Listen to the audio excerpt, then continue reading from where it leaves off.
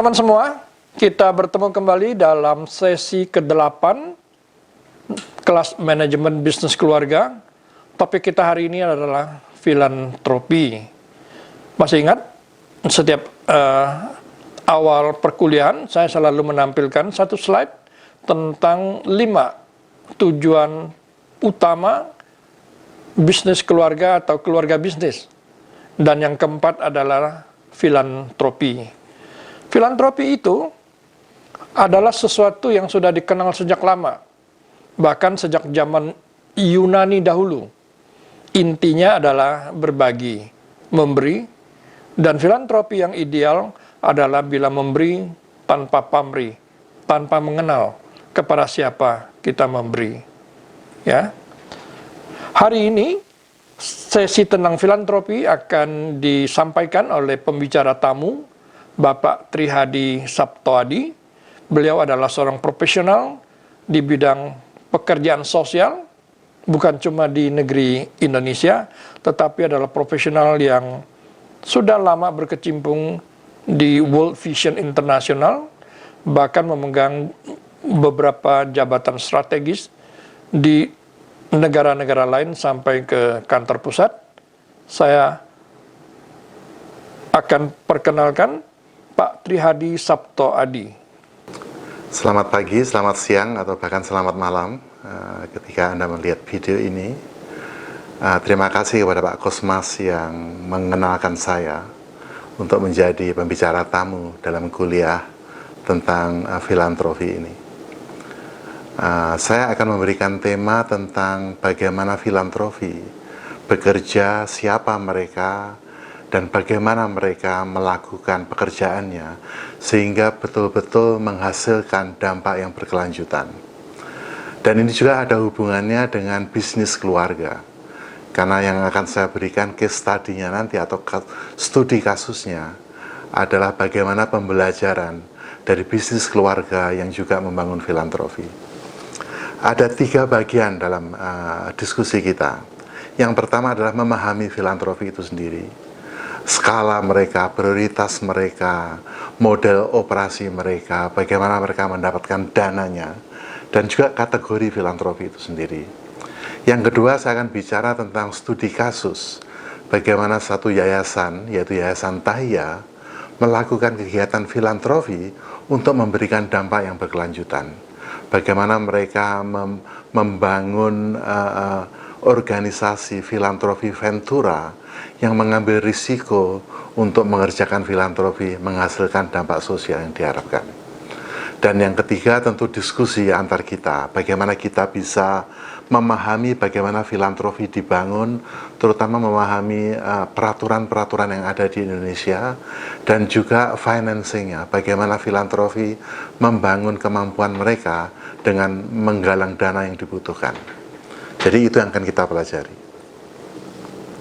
Yang pertama, mari kita melihat bagaimana filantropi itu, memahami filantropi itu seperti apa, baik mengenai skalanya, mengenai kegiatan mereka. Kita akan belajar bersama. Pertama, filantropi itu selalu bicara tentang sikap memberi dan hasil.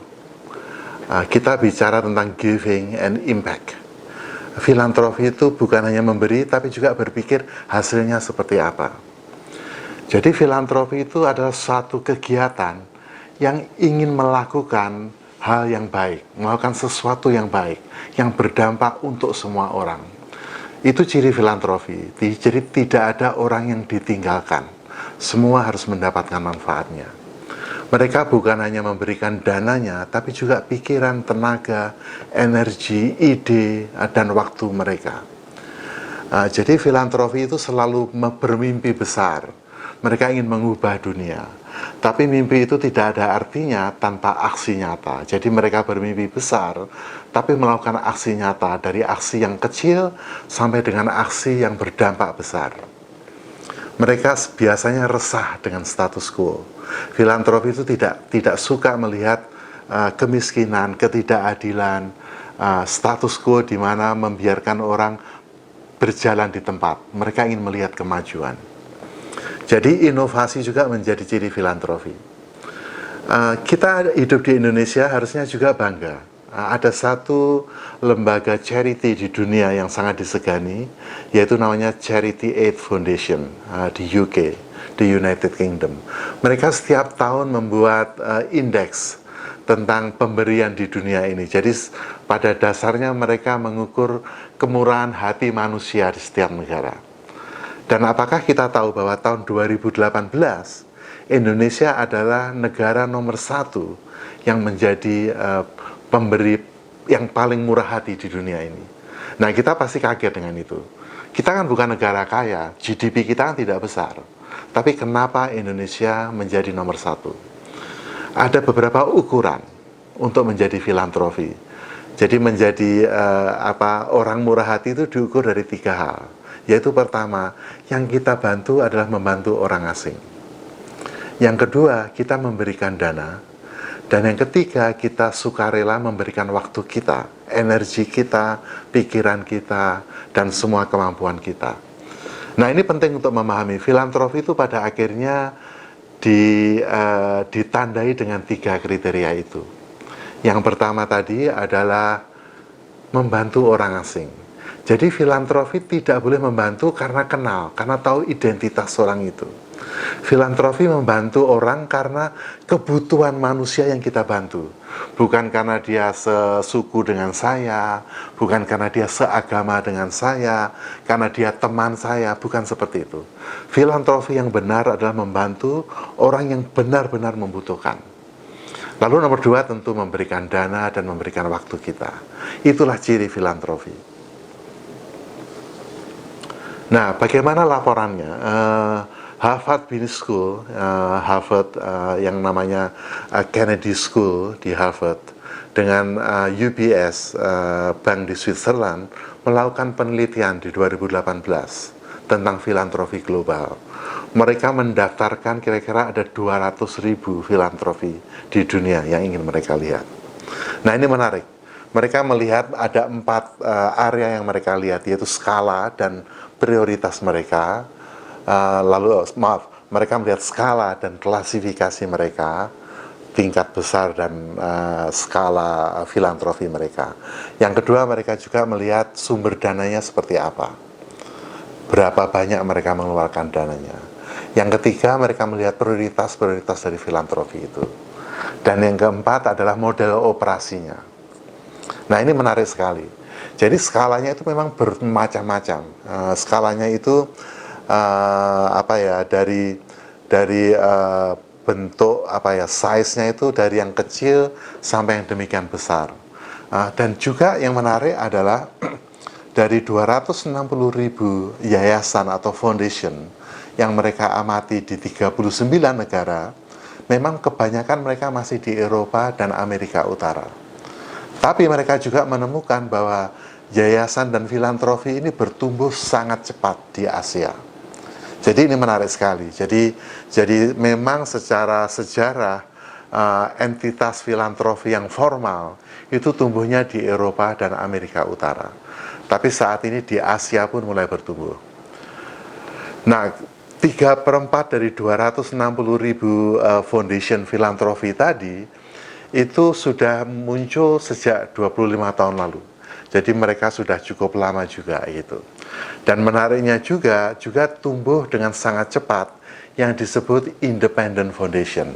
Jadi mereka tumbuh tidak dimiliki oleh keluarga atau corporate, tapi mereka tumbuh sebagai independen. Tapi juga di satu sisi di Asia terutama tumbuh dengan cepat itu yayasan-yayasan keluarga. Ataupun juga ada beberapa yayasan yang dimiliki oleh negara seperti di Cina. Nah, bagaimana sumber daya keuangan mereka? Sangat menarik. Kalau kita melihat asetnya itu sampai saat ini yang terhitung, yang bisa dihitung, yaitu kira-kira 1,5 triliun US dollar. Itu aset dari seluruh filantropi yang mereka teliti. Dan pengeluaran tiap tahun, dana yang mereka keluarkan tiap tahun, itu kira-kira 150 miliar US dollar. Sangat besar. Itu yang terukur, yang terdaftar, atau yang terlaporkan secara resmi. Itu saya kira belum termasuk yang mungkin tidak terlaporkan secara resmi. Tapi memang kalau melihat dari ukurannya belum masih terlalu kecil dibandingkan dengan GDP dari masing-masing negara itu. Kecuali filantropi di Belanda dan Swiss. Filantropi di Belanda dan Swiss itu ukurannya, pengeluarannya itu hampir mendekati 10% dari GDP di negara itu. Tapi kebanyakan foundation dan filantropi ini sebagian besar dananya baru di bawah 1 juta dolar per tahun. Yang mengeluarkan lebih dari itu atau di atas 10 juta dolar per tahun itu kira-kira baru kurang dari 50%, sangat sedikit, kurang dari 10%, maaf, sangat sedikit sekali.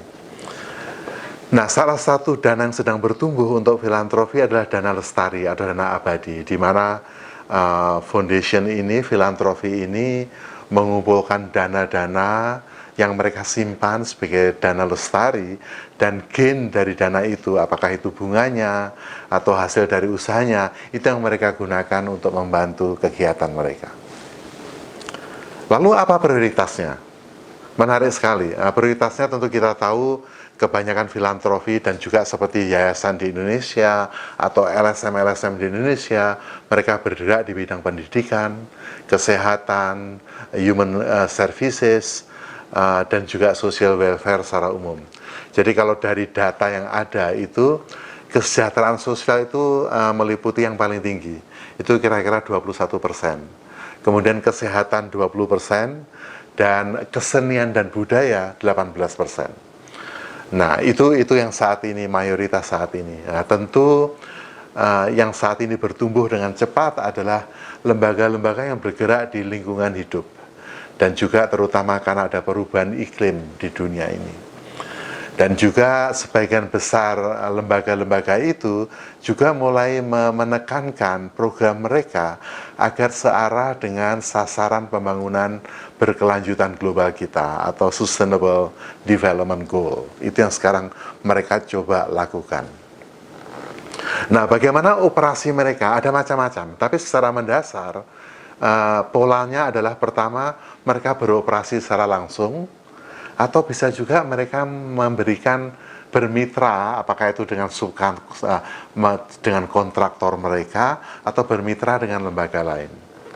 Nah, ini menarik, dan juga mulai banyak lembaga-lembaga seperti ini mereka bekerja bersama, mereka membentuk konsorsium untuk mendanai program bersama-sama.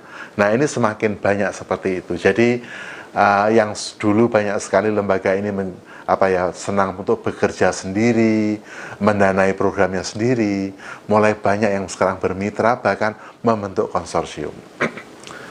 Bahkan sekarang mulai terjadi cara financing yang lebih inovatif. Jadi banyak lembaga-lembaga sosial dan filantropi ini, mereka mendanainya melalui lembaga-lembaga investor yang bisa mendanai dengan pola-pola investment seperti bisnis. Jadi mereka menghitung dampaknya, walaupun mereka tidak mencari untung, tapi mereka memastikan bahwa betul-betul dana yang mereka investasikan di filantropi itu betul-betul berdampak sesuai dengan nilai uang mereka gitu. Nah, ini menarik sekali. Jadi semakin semakin rigorous gitu ya dalam hal mereka menginvestasikan dananya. Jadi ini menarik. Jadi mereka juga menggunakan dana mereka untuk leveraging dana yang lain.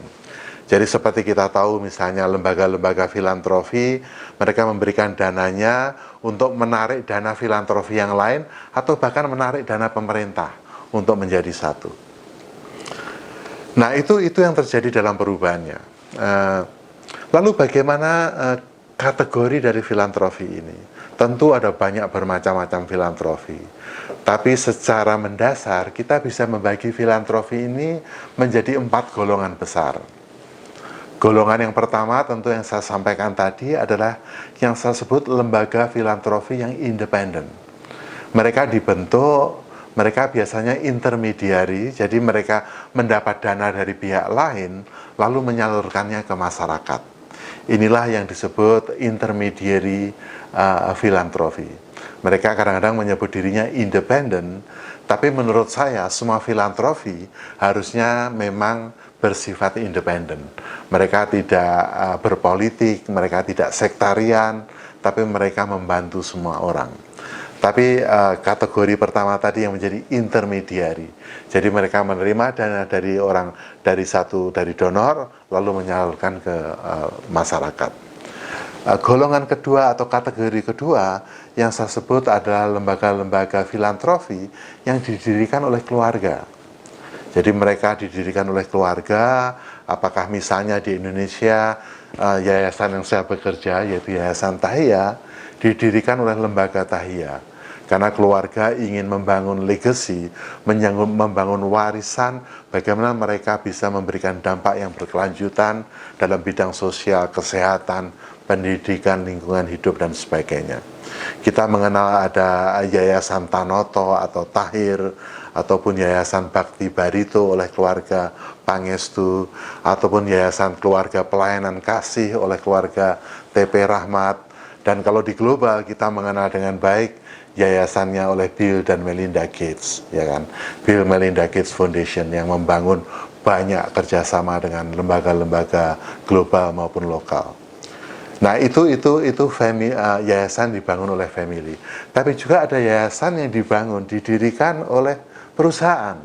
Banyak perusahaan itu karena mereka berinteraksi dengan lingkungannya dan mereka melihat bahwa hanya mengerjakan bisnis mereka saja tidak cukup, karena pada akhirnya mereka juga harus bertanggung jawab terhadap masyarakat di sekitarnya dan stakeholders yang lain.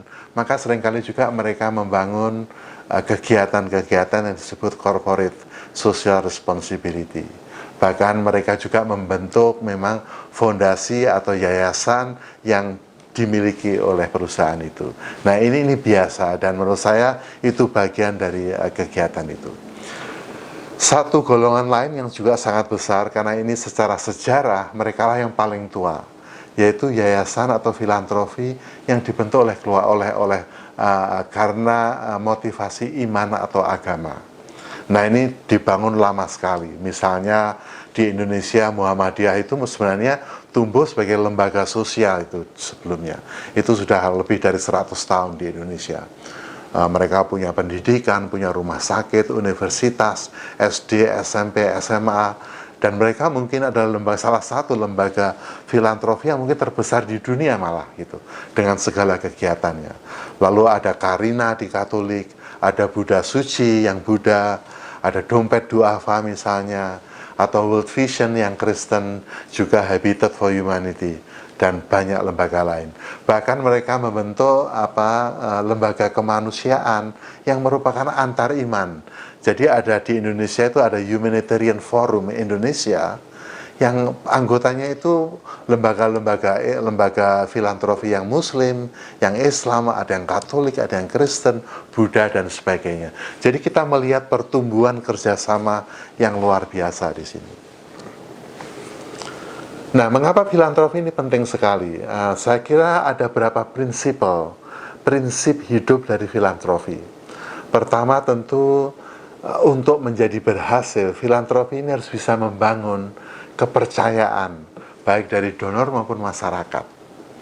Filantropi pada dasarnya hidup bukan karena duitnya, tapi mereka dipercayai oleh lingkungannya. Ini penting sekali.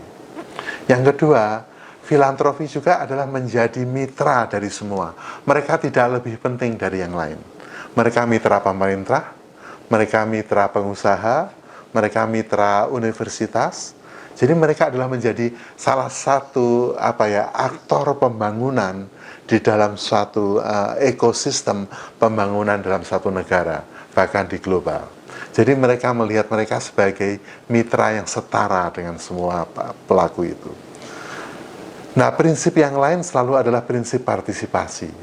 Mereka selalu ingin membangun partisipasi masyarakat. Mereka tidak ingin bekerja sendiri, apalagi menentukan sendiri. Mereka ingin menjadi bagian dari partisipasi. Dan prinsip yang berikutnya adalah accountable, bertanggung jawab. Semua dana yang dipakai, yang digunakan, harusnya bisa dipertanggungjawabkan dengan baik.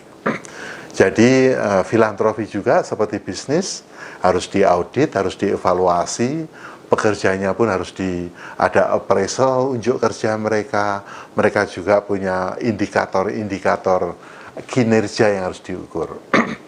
Nah, lalu yang prinsip yang kemudian adalah win-win. Mereka harus segala solusi yang mereka lakukan harus betul-betul kemenangan bagi semua pihak. Filantropi tidak harus bekerja antara yang kalah dan menang, tapi membangun ownership, kepemilikan, dan menjadi semua orang bisa dimenangkan. Nah, ini prinsip-prinsip yang banyak sekali. Maka itu filantropi itu ketika bekerja sama, mereka juga selalu melihat mitranya itu siapa, bisa dipercaya enggak. Sehingga penting sekali dalam pekerjaan filantropi, mereka melakukan due diligence terhadap mitranya. Jadi mereka tidak begitu saja menerima dana dari siapa saja. Mereka harus melihat bahwa dana dan mitra yang bekerja sama itu punya nilai-nilai yang kemanusiaan yang sama. Gitu. Ini penting sekali. Nah, itulah yang menjadi sering juga menjadi semacam hambatan bagi para pengusaha misalnya, kenapa kok saya tidak bisa bermitra dengan filantropi ini gitu. Nah, mungkin filantropi itu punya batasan bahwa mereka misalnya tidak bisa bekerja sama dengan lembaga, mungkin katakanlah kalau di US bekerja sama dengan perusahaan yang memproduksi senjata misalnya, atau perusahaan yang ikut dalam kegiatan judi misalnya, ataupun mungkin perusahaan yang merusak lingkungan hidup. Nah, itu menjadi bagian dari pertimbangan. Filantropi seperti juga bisnis, mereka juga dihadapkan kepada pilihan-pilihan strategi mereka. Ada banyak filantropi yang mengerjakan demikian banyak proyek, demikian banyak sektor, ya tidak masalah gitu. Tapi pada dasarnya filantropi dalam pekerjaannya harus memilih siapa yang akan mereka ajak bekerja sama, atau sebentar, siapa yang harusnya menjadi sasaran utama mereka. Kita mengenal filantropi yang fokusnya kepada anak-anak misalnya, atau kita melihat filantropi yang fokusnya memberdayakan perempuan. Dan memberdayakan perempuan pun ada fokus lagi, ada yang memberdayakan perempuan untuk berusaha, atau yang memberdayakan perempuan untuk mereka menjadi aktivis hak-hak asasi manusia misalnya. Jadi ada fokus-fokus yang mereka harus pilih. Dan filantropi juga harus memilih, kalau saya fokus kepada anak, saya fokusnya apa ini? Pendidikan anaknya, kesehatan anaknya, perlindungannya supaya anak tidak dibully misalnya. Jadi ada banyak pilihan. Nah, itu harus dipilih. Nah, ketika saya memilih itu, misalnya saya memilih, saya akan melakukan pekerjaan kemanusiaan sosial yang fokus kepada anak. Dan fokusnya pada pendidikan misalnya. Lalu pertanyaan berikutnya, kalau saya fokus pada anak dan pada pendidikan, uangnya dari mana? Karena kalau bekerja untuk anak, untuk pendidikan, itu membutuhkan program-program yang jangka panjang. Uangnya dari mana? Saya tidak bisa hanya menggalang dana sekali saja gitu, karena tidak mungkin anak-anak itu bisa berkembang dengan baik kalau hanya programnya hanya 1 bulan 2 bulan misalnya. Nah, itu semua perlu dipikirkan.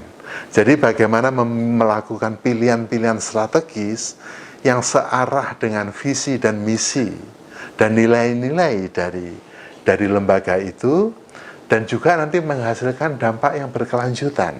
Nah, ini merupakan pilihan-pilihan strategis dari filantropi. Sama juga dengan bisnis. Mereka akan masuk ke pasar yang mana, siapa customers mereka, pelanggan mereka itu siapa, apa produk yang harus diberikan, gitu kan. Lalu bagaimana financingnya, sama. Itu semua punya strategi yang sama, pilihan-pilihan strategis yang sama. Filantropi pada dasarnya diharapkan bisa membangun perubahan. Dan karena mimpi besar, maka perubahan-perubahan itu terdiri dari 2 hal. Perubahan yang tidak bisa diukur, dan perubahan yang bisa diukur dengan mudah. Jadi bayangkan, kalau saya filantropi saya ingin membangun pemberdayaan manusia, atau pemberdayaan wanita, perempuan misalnya. Ketika kita memberdayakan perempuan, misalnya kita bisa memberdayakan ekonomi mereka, pendapatan mereka naik. Saya bisa mengukur itu. Yang biasanya per bulan pendapatannya mungkin 1 juta menjadi 2 juta, bisa saya ukur. Tapi bagaimana saya mengukur karakter perempuan-perempuan tadi yang menjadi semakin confidence? Bagaimana mengukur perempuan yang tadi menjadi semakin berani dan aktif? Mereka menjadi semakin confident untuk mengelola usaha mereka, atau mereka semakin percaya diri untuk bertindak membela kepentingan-kepentingan mereka yang mungkin ditindas misalnya. Itu tidak mudah untuk dihitung, tidak mudah untuk diukur.